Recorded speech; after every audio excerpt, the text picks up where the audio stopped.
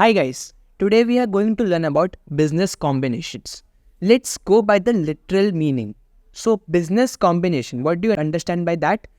Combining two businesses together. Okay, right. So the literal definition means a transaction or an event where one company is getting control of another company. So to understand this, let's understand few terminologies first. So the first is parent, second is subsidiary, and the third is group. Who is the parent? Parent is someone who is acquiring or controlling the entity, and subsidiary is someone who or the entity which is getting acquired or getting controlled by the parent.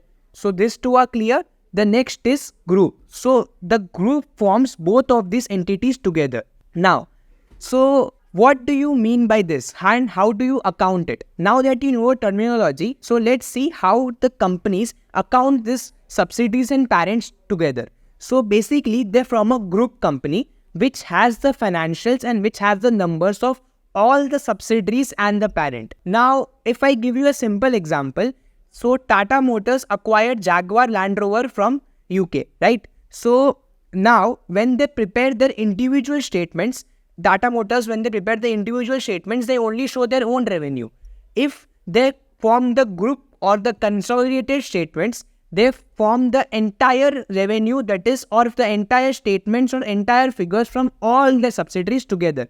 And that is nothing but the group financial statements. So all the parent and the subsidiary are presented as one single group as consolidated financial statements.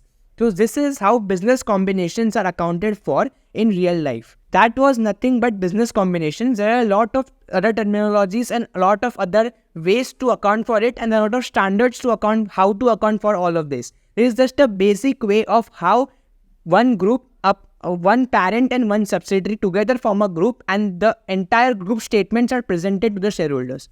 Thank you so much.